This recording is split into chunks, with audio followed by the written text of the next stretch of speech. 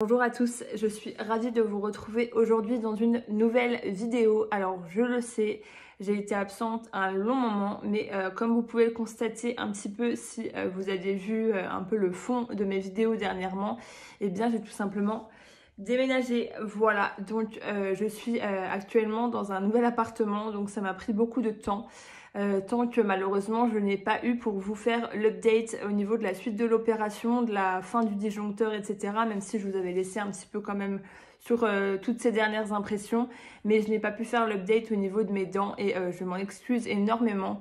Donc voilà, mais en tout cas, je vais répondre à un maximum de vos questions dans cette vidéo aujourd'hui. Sans plus attendre, on va aborder donc le sujet, je pense, qui vous intéresse le plus. À quoi ressemblent tes dents aujourd'hui? Se sont-elles resserrées? En combien de temps? Etc. Donc je ne vais pas vous faire languir plus longtemps. Voilà mes dents aujourd'hui. Donc du coup, vous pouvez le voir par vous-même. L'écart s'est totalement refermé. Vous pouvez voir encore juste un petit trait entre les deux dents. Mais sincèrement, je pense que si vous avez regardé ma dernière vidéo il y a peu de temps, vous devez vous rappeler à peu près de l'écart qu'il y avait entre les dents. Et c'est vrai que c'est juste impressionnant. Donc en termes de temps, ça a mis à peu près, je dirais, entre un mois et un mois et demi à vraiment se refermer totalement. Après, pas de panique, vraiment le gros écart que vous aviez vu dans la dernière vidéo, il n'a duré franchement que quelques semaines, je dirais, et encore je mâche mes mots en disant semaines, je dirais vraiment même quelques jours, quelques semaines. Le meilleur conseil que je puisse vous donner, c'est vraiment de prendre une règle, tout simplement, et de mesurer l'écart entre vos dents, en fait. Moi, je le faisais à peu près tous les 4-5 jours à peu près. Et comme ça me permettait de voir en moyenne combien de millimètres je regagnais par semaine. Et voilà, mais franchement, même au bout d'une semaine, j'avais gagné pratiquement déjà 2 à 3 millimètres. C'était vraiment fou. Donc pour toutes les personnes, et je sais que vous êtes nombreuses et c'est tout à fait normal, qui paniquent par rapport aux dents qui restent écartées, etc., qui ont peur que ça ne se resserre pas, parce que je sais que vous êtes un petit peu sceptiques des fois, et je l'ai été également, donc je ne vous juge pas, concernant du coup le fait que les dents se resserrent bien par elles-mêmes, sans port de bague. Eh bien, je vous le confirme, je suis juste une preuve grandeur nature que les dents se resserrent bien naturellement. Donc voilà, un petit peu de patience et encore honnêtement ça va vraiment bien plus vite que vous ne le pensez. Ce qui est beaucoup revenu également, c'est pourquoi n'as-tu pas eu de bague directement après la disjonction? Alors ça, je n'ai pas de réponse à vous apporter, très sincèrement. Je pense la demander la prochaine fois à mon orthodontiste.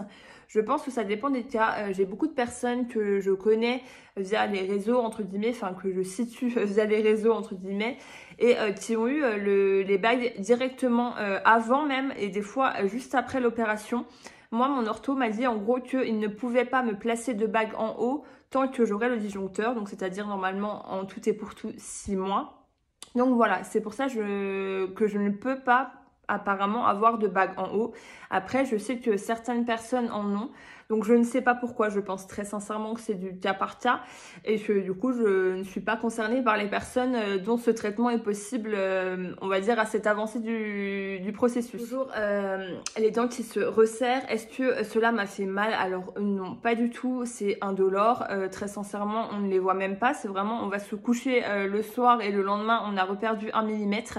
Après, on sent que ça travaille, ça c'est sûr. Comme je vous l'avais expliqué, donc j'avais les gencives qui saignaient énormément.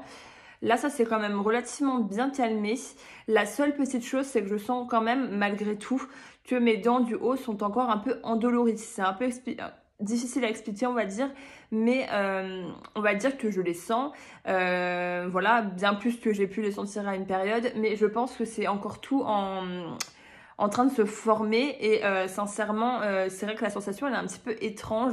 J'ai l'impression quand je passe ma langue sur mes dents de flotter un peu dessus et qu'elles sont pas totalement installées. Je ne sais pas si vous voyez ce que je veux dire, mais je pense très sincèrement que ça vient du fait qu'il y a eu beaucoup de changements en peu de temps, donc forcément ça change un petit peu la sensation au niveau des dents malgré tout. La question qui est le plus ressortie, c'est comment fais-tu pour assumer l'écart entre les dents? Alors je vais reprendre ce sujet parce que je sais qu'il inquiète beaucoup d'entre vous et à juste titre parce que c'est quand même un petit peu angoissant. On va pas se leurrer cette année, malheureusement pour beaucoup de personnes, mais heureusement, si je puis dire comme ça, maladroitement, dans notre cas, nous avons donc le masque. et bien ça nous soulage quand même beaucoup parce que mine de rien, quand on sort, on est comme ceci, donc en fait, eh bien les personnes ne voient pas l'écart entre nos dents. Et je vous dis, vu à la vitesse à laquelle les dents se resserrent, sincèrement, on a à peine le temps de s'inquiéter que les dents sont pratiquement toutes resserrées. Donc voilà, par rapport à ça. Après, dans un cas général, hors cette année qui est vraiment un peu spéciale, je pense qu'il faut se dire quand même, comme je le dis toujours et je vous le répète très souvent, si ce n'est pas un problème pour vous, ça n'en sera pas un pour les autres. C'est un traitement. Il faut, je pense, aussi prendre le temps d'expliquer aux gens. Quand vous voyez que les personnes vous regardent un petit peu avec insistance et qu'elles, voilà, vous voyez que ça accroche un petit peu le regard, je pense que c'est humain. Je pense que à leur place, on ferait peut-être la même chose. Et il faut prendre le temps d'expliquer un peu aux personnes. Moi, je l'ai fait très souvent, de dire que voilà, on a eu une opération, que les dents sont écartées pour telle raison et que ça va se replacer, etc. Après, ne paniquez pas, vraiment ça ne dure pas longtemps et puis malheureusement on est obligé de passer par cette étape, donc autant l'accepter même si c'est dur et même si je comprends les craintes. J'ai souvent des parents aussi qui m'écrivent concernant donc une chirurgie pour leurs enfants ou leurs enfants et qui me disent en gros mais moi ma fille ou mon fils ne veut absolument pas la faire parce qu'ils veulent passer outre l'étape des dents écartées. Forcément, je le conçois parce que déjà pour une personne de mon âge, j'ai 27 ans, je me dis 10 à 12 ans en arrière, honnêtement, je suis pas sûre que j'aurais assumé. Donc voilà, après, il faut comprendre que c'est pour notre bien. Il faut comprendre que par la suite, si c'est pas traité, quand on est à l'adolescence, eh bien, généralement, ça a beaucoup de répercussions aussi à l'avenir. Donc des fois, c'est un peu une boucle sans fin et on sera obligé un jour ou l'autre de passer par là, selon moi. Après voilà, moi je n'incite personne à se faire opérer, mais très sincèrement, voilà, il y a un moment où malheureusement quand on a une malformation, on subit un petit peu les dommages à un moment ou à un autre. Donc voilà, pour assumer, il n'y a pas de recette miracle. Après voilà, il faut prendre les choses, je pense, avec beaucoup de légèreté et puis se dire que ça dure qu'un temps. Et que même si c'est désagréable ce moment-là, et bien par la suite, on aura un sourire Colgate et on sera au top du top. Faire une coupure dans les questions pour les reprendre après, pour simplement refaire un brief entre guillemets sur mon histoire et sur où j'en suis actuellement et où en est mon traitement, est-ce que ça a évolué ou pas. Donc je vous ai laissé, moi, on va dire 2-3 jours, il me semble, après avoir fini d'activer le disjoncteur. Donc je vous ai raconté un peu la période, les dents qui se resserrent, etc. Et du coup, en fait, ce qui s'est passé entre-temps, c'est que j'ai eu aucun rendez-vous avec le chirurgien, ça je vous l'avais dit. Par contre, j'ai eu rendez-vous avec l'orthodontiste le 24 août, donc il y a presque un mois jour pour jour. Et à ma bonne surprise, je ne suis pas revenue seule de nouveau de ce rendez-vous. Et je suis revenue avec les bagues en bas. Donc voilà. J'ai eu les bagues qui ont été posées en bas à cette date. Ce n'était pas prévu à la base avant septembre ou octobre. Et finalement, quand j'ai eu le rendez-vous, il m'a dit qu'il pouvait me les poser maintenant. Je vous avoue que j'ai un petit peu eu un moment de souffle coupé parce que beaucoup de personnes m'avaient dit que c'était très désagréable, qu'il fallait prendre des médicaments avant parce que c'était très douloureux, etc. Et moi, je m'étais pas du tout préparée, ni psychologiquement, ni en termes, voilà, j'étais pas prête. Et du coup, quand il m'a demandé, je lui ai dit, de toute façon, autant gagner du temps sur le traitement. Un mois, c'est un mois, sincèrement, c'est toujours ça de gagner. Donc, j'ai dit, banco, allons-y. Et du coup, il m'a posé les bagues en bas. Alors, très sincèrement, ça n'a pas du tout été douloureux sur le coup. Franchement, rien du tout. Les heures qui ont suivi, ça a été par contre le soir. Je vous avoue que j'ai eu quand même vraiment mal. Parce qu'en fait, la barre de contention, je pense, se mettait en place. Et ça commençait un peu à resserrer, je pense, mes dents. Et cette sensation est quand même assez désagréable et assez oppressante en fait. On sent vraiment qu'il y a comme une action un côté très oppressant en fait dans tout ça. Et que du coup, on le sent quand même relativement bien. Donc j'ai pris de l'antidouleur à ce moment-là. Et puis ça a duré, je dirais, entre 2 et 3 jours. Et après, on était reparti. C'est comme si j'avais toujours eu mes bagues avec moi. Et finalement, je m'y suis très bien faite. Côté alimentation, pareil. Je mangeais pas trop de choses dures non plus parce que mes dents, mine de rien, ne sont pas encore prêtes à recevoir des aliments durs et je le sens. Donc du coup, quand on a des bagues, c'est à proscrire également. Tout ce qui est sucreries, choses qui collent, etc. Pareil, on enlève du placard. De toute façon, depuis avant l'opération, moi, l'ortho m'avait bien dit que tout ce qui collait, c'était juste impossible. Donc voilà, mais effectivement, mis à part ça, je n'ai pas eu de douleur plus que ça. Donc non, je m'y suis très très bien faite. Donc voilà où j'en suis. Les bagues sont posées en bas, pas en haut pour le moment comme je vous l'expliquais tout à l'heure parce que j'ai encore notre ami le disjoncteur qui est bien présent. Donc voilà, j'ai rendez-vous le 7 octobre du coup avec l'ortho. Donc ça fera presque 4 mois pile poil que j'aurai le disjoncteur. Et j'ai bon espoir, je croise les doigts, j'espère, même si je ne fonde pas trop d'espoir non plus pour ne pas être déçue. Mais certaines personnes ont enlevé leur disjoncteur au bout de 4 mois. Donc j'aimerais bien que ça soit mon cas pour être honnête, pour pouvoir poser les bagues le plus rapidement possible. Mais en attendant, il m'avait quand même dit que si jamais on n'enlevait pas le disjoncteur, je pourrais avoir quelques bagues malgré tout. Donc c'est déjà ça, ça fera avancer un peu le processus parce que comme vous pouvez le voir, par contre, les dents, et ben, vu qu'elles se chevauchaient réellement avant, là, elles sont une place de malade par rapport à avant. C'est vraiment, elles sont en mode playa, activé, trop bien.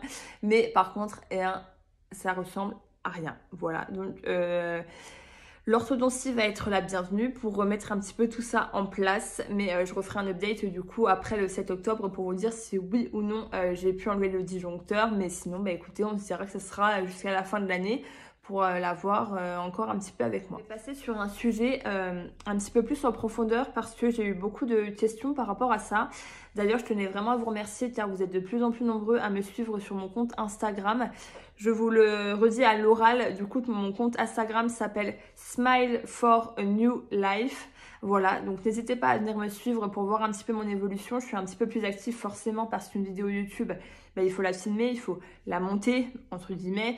Voilà, et ça prend un petit peu plus de temps que de poster une simple photo comme ça en direct. Donc n'hésitez pas à venir me suivre dessus. En tout cas, voilà, vous êtes de plus en plus nombreux et c'est vraiment chouette. On est une belle communauté de personnes à suivre voilà, nos différentes évolutions et c'est vraiment hyper... c'est hyper chouette parce que ça nous rassure énormément et puis comme ça quand on a des questions, eh bien, on peut s'adresser les uns aux autres et c'est ça qui est quand même le plus intéressant. Donc concernant la question qui est beaucoup revenue et le sujet que je voulais vraiment aborder, c'est les parents face aux enfants qui vont se faire du coup opérer et qui ont cette malformation aussi. Donc je voulais simplement voilà, en parler un petit peu plus en profondeur parce que selon moi c'était un sujet très intéressant. J'ai eu des messages de mamans principalement qui étaient très inquiètes, qui ne savaient pas forcément quel était leur rôle dedans et comment accompagner leur enfant en fait dans cette aventure si je puis dire. Donc moi le meilleur conseil que je puisse vous donner c'est déjà l'accompagnement dans le sens où essayez d'accompagner voilà, votre enfant un maximum au rendez-vous, intéressez-y vous entre guillemets. Je peux comprendre que ça soit un peu compliqué, je pense, de prendre un peu dans la face que votre enfant va se faire opérer, surtout au niveau du visage, que le visage peut changer, que c'est une intervention qui est lourde, qu'il y a une hospitalisation, etc. Ça fait souvent très peur. Et je pense même quand on est parent, encore plus quand ça touche notre enfant, même plus que si c'était nous, j'ai envie de dire. Mais après, je pense qu'il faut aussi être bien entouré de professionnels. Il faut bien choisir les personnes avec qui vous allez travailler. Ça, je vous l'ai répété depuis ma première vidéo, mais c'est tellement important que je le ressasse et je le redis de manière à ce que ça rentre bien. Il faut prendre le temps d'être avec des personnes avec qui vous êtes en confiance, qui vont expliquer avec des mots simples. Parce que sincèrement, moi, la première fois que j'ai eu mon rendez-vous, on me parlait de mandibule, d'ostéotomie, de disjonction. Sincèrement, on m'aurait parlé en chinois, c'était la même chose. C'est trop compliqué et surtout quand on est enfant et que voilà, on maîtrise pas du tout ce genre de lexique médical, c'est vraiment compliqué et même en tant que parent de mettre des mots sur une malformation et qu'on ne comprend pas en fait parce que c'est vrai que c'est un sujet qui est encore malheureusement très peu connu. Trop peu connu, je dirais même. Et il y a très peu de spécialistes, il y a très peu de personnes informées. Donc c'est un peu déstabilisant. Après voilà, je pense qu'il faut aussi décomplexer beaucoup auprès de l'enfant. Ça semble être une montagne au départ vraiment entre les papiers, entre l'aspect financier, entre les radios, aller faire tout ça, ça paraît vraiment être une montagne. Et voilà, ça touche notre enfant, donc ça nous touche personnellement. Et je pense qu'on est un peu dépourvu à ce moment-là. Après, il faut voilà, décomplexer la chose et rendre la chose un peu plus fluide et un peu plus facile pour l'enfant, je pense. Et bien lui expliquer les choses, en fait, tout simplement. Et ne pas lui cacher les choses aussi, je pense. J'ai eu des témoignages de personnes qui m'ont vraiment étonnée, de parents qui ont dissimulé les choses pour ne pas effrayer leur enfant. Alors après, je peux comprendre et je ne juge absolument pas du tout, mais de personnes qui sont allées à des rendez-vous et les parents savaient qu'il allait avoir des bagues et ils n'ont pas voulu le dire aux enfants pour pas leur faire peur, etc. Après, Je juge pas parce que sincèrement, je ne suis personne pour donner de meilleures solutions, mais je pense qu'il faut être plutôt très clairvoyant et très honnête en fait. Je pense qu'il faut être sans filtre, sans par contre utiliser des termes trop agressifs, mais je pense qu'il faut que ça soit fluide et je pense qu'il faut que ça soit honnête. Donc moi, si je vous conseille, si je devais vous donner un conseil, c'est décomplexer les choses, accompagner au rendez-vous et surtout, eh bien, ne pas hésiter à bien en parler, à demander comment l'enfant se sent, à demander voilà, s'il appréhende la situation, etc. Parce que bah, c'est pas simple et ni le rôle de l'enfant ni le rôle du parent n'est simple dans cette situation et je l'entends et le comprends totalement. Donc c'est pour ça que je n'ai pas été à cette place, donc je ne peux pas me permettre de vous dire il faut faire ci, il faut faire ça. Mais je pense qu'il faut prendre le temps de bien discuter avec votre enfant parce que ça reste quelque chose de lourd et de perturbant, je pense, quand on est assez jeune. D'habitude, la question qui est ressortie toujours aussi adorable, c'est comment te sens-tu, comment as-tu vécu ces dernières semaines, etc. de traitement. Eh bien, pour ne rien vous cacher, j'ai été pendant un petit moment dans une période un peu de bad mood où je me sentais pas très bien. Tout simplement, bah déjà ça arrive à tout le monde, vous voyez, comme quoi on peut être quand même assez optimiste sur la situation et avoir des moments où ça ne va pas trop. En fait, ce qui s'est passé pour vous recontextualiser aussi la situation, en gros, quand je suis allée chez mon chirurgien la dernière fois, il m'a expliqué que, comme je vous l'avais déjà dit précédemment, le rôle de la langue était très important dans tout ce qui s'agissait de la mâchoire, etc. Et que la langue avait un rôle qui était très très important et qui pouvait déterminer en fait la suite des événements. Il m'avait donc dit d'aller plus chez une kiné spécialisée dans le maxillofacial en fait que chez une orthophoniste pardon, parce que tout simplement bah, elle est spécialisée donc elle voit et elle connaît les opérations etc. Donc elle peut guider les personnes de manière un petit peu plus précise. Donc je me suis rendue chez une kiné qui m'a conseillé et bah, encore une fois je pense très sincèrement avoir une très très bonne étoile concernant bah, le corps médical parce que je suis tombée sur une personne encore bah, vraiment incroyable et très décomplexée et voilà qui rendait les choses beaucoup plus simples en fait et qui rend les choses aussi moins oppressantes j'ai envie de dire et moins stressantes pour les patients comme vous et moi. Et en gros, quand je suis allée chez elle, de suite, elle m'a dit que j'avais donc un nouveau problème qui n'était pas ajouté à la liste pour l'instant de tout mon chantier intérieur. Donc voilà, elle m'a dit qu'en gros, mon frein de langue était trop court. Pour les personnes qui ne savent absolument pas ce que c'est, en gros, je vais vous le montrer par une position très confortable pour moi. En gros, quand vous tirez votre langue comme ça,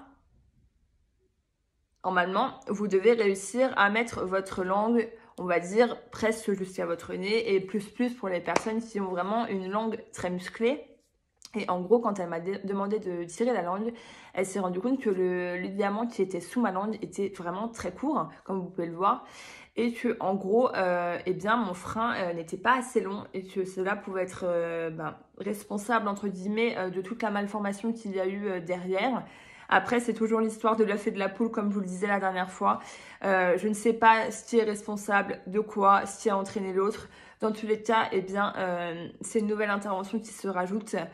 Donc voilà, je vous avoue que ça a été un petit coup dur pour moi, même si sincèrement, au final, je me suis renseignée et c'est plus une intervention. Voilà, ça reste quelque chose apparemment de très rapide et franchement d'assez anodin. Mais normalement, le frein de la langue, il est contrôlé à votre naissance ou les 3 jours qui suivent votre naissance. Donc clairement, j'ai loupé le coche sur ce moment-là. J'ai 27 ans de retard. Donc voilà, c'est une nouvelle intervention, c'est des rendez-vous avec l'ORL et une nouvelle personne qui s'ajoute encore à mon carnet d'adresses du corps médical qui commence à être bien étoffé, je vous l'avouerai. Et j'ai été un petit peu découragée. Voilà, j'ai à aucun moment pensé à ne pas le faire ni quoi que ce soit parce que eh bien, je me dis encore une fois que tout arrive pour une raison. Et si j'ai rencontré cette kiné, eh bien, c'est encore une chance pour moi. Parce que tout simplement, si par la suite j'avais fait l'opération sans me rendre compte de ça, ça aurait été peut-être une catastrophe et tout serait reparti dans tous les sens par la suite. Donc vraiment, c'est quand même un coup de chance. Mais il faut quand même se dire que au moment T, je ne me disais pas vraiment ça. Je me disais encore une galère de plus, encore des nouveaux rendez-vous, une organisation, une intervention en plus. Même si ça reste anodin, ça reste quand même bon quelque chose de vraiment pas agréable. Donc voilà, sur le coup, j'ai été un petit peu démotivée, voilà, tout simplement. Parce que quand on est préparé psychologiquement à une opération et qu'on en a une deuxième, ça a été déjà un très gros coup dur. Mais là, même si c'est pas une opération en soi, et bien de se dire qu'il y a encore un problème, c'est un petit peu sans fin. Je me demande par la suite ce qu'on va m'annoncer à la prochaine personne que je vais aller voir. Mais sincèrement, voilà, je le prends vraiment avec le sourire maintenant et je me dis que vraiment, ça a été une chance de la rencontrer et de pouvoir, eh bien, encore une fois, optimiser mon résultat et qu'il n'y ait pas de problème par la suite. J'ai abordé aussi le sujet du visage en lui-même. J'ai eu beaucoup de questions concernant, du coup, mon visage, à quoi il ressemblait, etc. Comment s'est développé ton visage suite à l'opération. Je dois vous avouer que quand j'ai tourné ma précédente vidéo, la dernière que vous avez vue en ligne, je trouvais que mon visage était redevenu normal. Je suis retombée dessus hier, je l'ai revisionné en partie. Et sincèrement, ma tête faisait peur, quoi. Vraiment, vous auriez pu me le dire quand même. Non mais, vraiment, je me trouvais comme ça, sans pouvoir bouger. Alors que j'avais l'impression d'être totalement normale, entre guillemets. Mais vraiment, quand je disais que j'avais l'impression d'avoir fait du Botox, c'était plus en fait. Je m'en rendais pas autant compte que maintenant, que j'ai retrouvé, je pense sincèrement. On verra d'ici quelques semaines quand je refilmerai une vidéo. Mais là, j'ai l'impression d'avoir retrouvé mon visage, mes sensations, etc.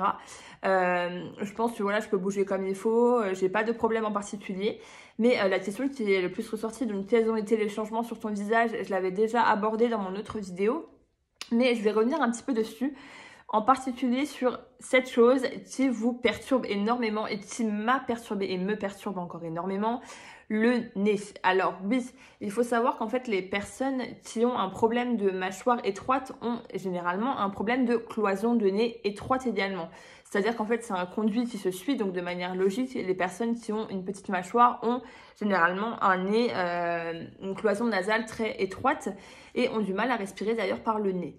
Ça n'a jamais été mon cas personnellement. Vous voyez comme quoi j'accumule les problèmes, mais celui-ci ne fait pas partie de mes attributions entre guillemets. Et en gros, moi je n'ai jamais eu de problème pour respirer par le nez et j'ai un nez qui est plutôt, je vais pas dire gros, mais qui est quand même pas très fin et qui est assez proportionné par rapport au reste de mon visage. Mais voilà, généralement, en fait, ce qui se passe, c'est que pendant l'opération, vu qu'on écarte cette partie-là, ça écarte cette partie-là et ça a tendance un peu à élargir le nez. On me l'a beaucoup demandé et moi-même, avant de me faire opérer, je l'ai demandé énormément parce que ça me perturbait énormément. Et encore au jour d'aujourd'hui, j'ai très peur pour la prochaine opération parce que je sais que mon visage va être amené quand même à beaucoup changer principalement quand même sur le nez. J'ai donc posé la question au chirurgien lui demandant si il pouvait y avoir une incidence sur le nez et il m'a bien confirmé que oui, généralement il y avait une incidence sur le nez. Ce n'est pas systématique, ce n'est pas non plus dans des proportions, il ne faut pas avoir peur de ça dans le sens où votre nez ne va pas prendre la moitié de votre visage non plus. Mais généralement, quand il y a une malformation, c'est que normalement, eh bien, je devrais ressembler à ça en fait, très sincèrement, depuis le départ un peu de ma vie. Donc il faut juste s'y adapter un peu.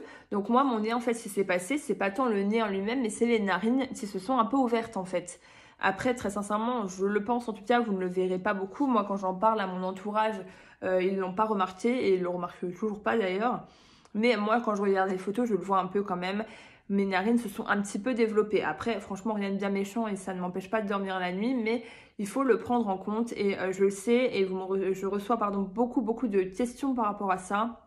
Ça vous fait peur et c'est normal. Quand on a vécu pendant un long moment avec la même tête, il faut se réhabituer à avoir un visage un petit peu différent. Et ça, j'en ai parlé dans ma précédente vidéo et vraiment, je reviens dessus.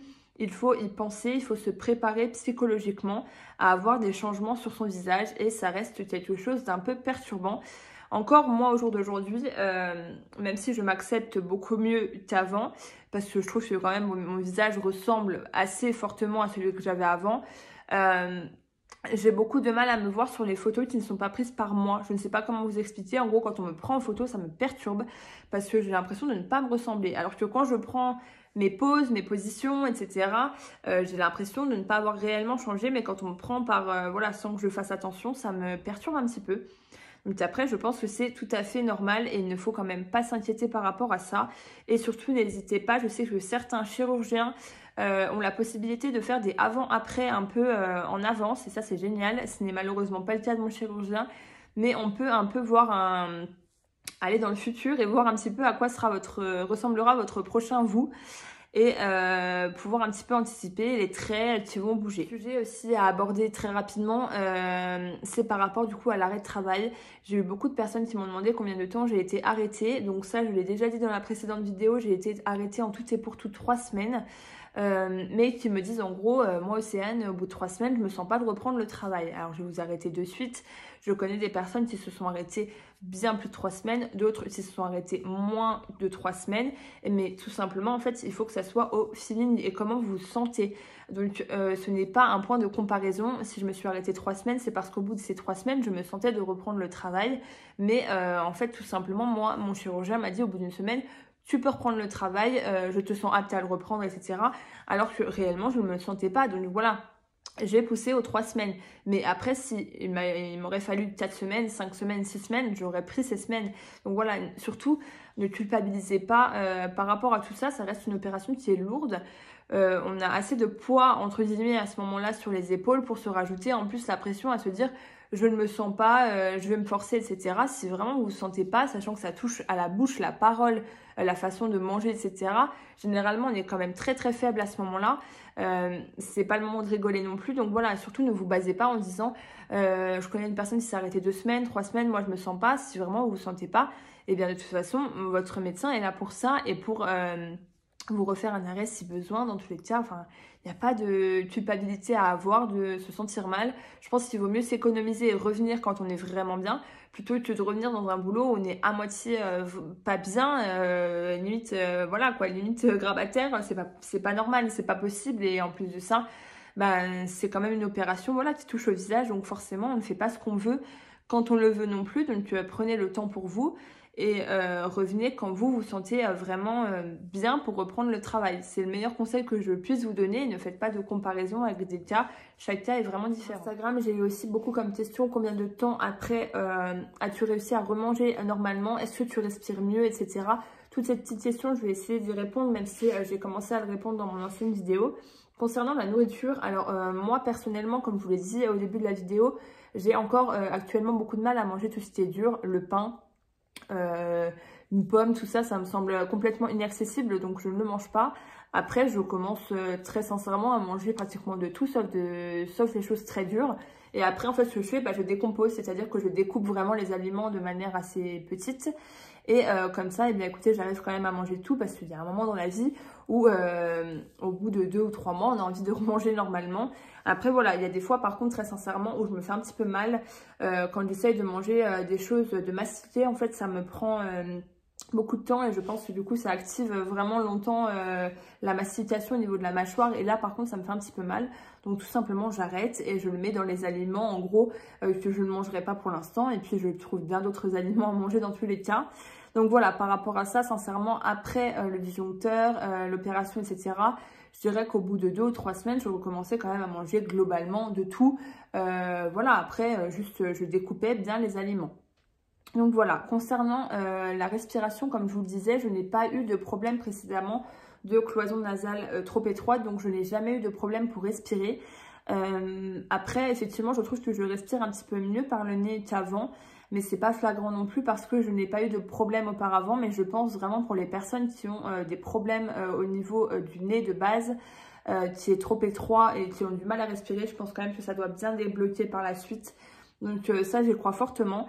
Mais par contre, moi, je n'ai pas eu ce problème-là avant, donc je pense ne pas être une référence dans ce changement-là ou non, parce que je n'en ai pas vu réellement de manière très significative. Je pense avoir répondu à un maximum de questions, alors c'est un bon update de ma situation. Donc comme je vous le redisais, dans 10 jours, j'ai rendez-vous chez l'ortho pour mettre normalement eh bien, les bagues en haut ou certaines bagues en haut. Donc je pense revenir à ce moment-là pour vous montrer un petit peu le résultat, parce que c'est vrai que là, bon, les bagues en bas, honnêtement, c'est pas du tout dérangeant. En haut, bon, ça commence déjà à être un petit peu plus voyant, donc on verra bien. Au niveau de ma béance également, comme vous pouvez le voir, eh bien, ça s'est bien empiré avec l'opération, effectivement. Ça, on me l'a beaucoup demandé aussi. Effectivement, les personnes qui ont une béance comme la mienne, souvent l'opération a tendance à empirer la situation, mais souvent en orthodontie, en fait, on a tendance à exagérer, à empirer la situation de manière à pouvoir avoir un résultat plus optimal. Alors, Ça semble pas forcément très cohérent pour certaines personnes, mais en fait, on est obligé vraiment d'exagérer, d'amplifier la situation de manière à par la suite pouvoir la régulariser plus rapidement et pouvoir avoir un résultat qui sera que meilleur par la suite. Donc voilà, le 7 octobre, orthodontiste, fin octobre, l'ORL concernant ma petite langue. Et puis, eh bien écoutez, on est en bonne voie malgré tout. Ça fait déjà presque juillet, août, septembre, octobre, ça fait bientôt 4 mois que j'ai commencé on va dire ce chemin vers mes nouvelles dents. Et j'ai l'impression que c'était hier, ça me semble très long et très proche en même temps. Donc voilà, j'ai hâte que les choses s'intensifient, j'ai hâte que ma béance commence à se refermer parce que c'est vraiment la chose qui me perturbe le plus et qui est le plus voyant chez moi en fait. Donc j'ai hâte de voir les évolutions par rapport à ça, surtout que j'ai vraiment vu sur Instagram des personnes chez qui la béance s'est vraiment refermée très rapidement, donc ça me donne plein d'espoir. Donc voilà. Et voilà, on a fait le tour. En tout cas, merci d'avoir visionné cette vidéo. Encore merci d'être de plus en plus nombreux à vous abonner à la chaîne et à me suivre sur Instagram. Vraiment, comme je vous le dis, à chaque fois, ça me fait tellement plaisir d'échanger avec vous et de voir vos évolutions, de voir les suites de l'opération, de voir les suites au niveau de l'orthodontie, etc., les résultats. C'est hyper satisfaisant pour moi et c'est génial de pouvoir échanger avec des personnes qui nous comprennent vraiment parce que je l'ai toujours dit. La famille, les proches, tout ça, heureusement qu'on les a et c'est la base de tout, mais vraiment des personnes qui ont les mêmes problèmes que nous et on se sent tellement moins seul et tellement moins un extraterrestre entre guillemets d'avoir autant de problèmes dans une seule et même bouche que c'est tellement rassurant et ça fait tellement du bien. Donc voilà, en tout cas je reste disponible, je le dis tout le temps, mais je le pense. N'hésitez pas si vous avez la moindre question, parents, enfants, si même la veille de l'opération, vous avez une envie de me poser plein de questions parce que vous êtes perturbés, etc. Je suis passée par là et je le comprends. Donc voilà, en tout cas, merci à tous. Je reviendrai plus rapidement cette fois-ci, c'est promis. Merci d'avoir regardé la vidéo et puis on se dit à très bientôt. Prenez soin de vous en attendant et n'hésitez pas à mettre dans les commentaires où vous en êtes, si vous êtes en traitement, si vous allez avoir une opération, si vous en avez une, etc. Et puis comme ça, moi, ça me permet de voir un petit peu vos témoignages et de pouvoir y répondre. Voilà, prenez soin.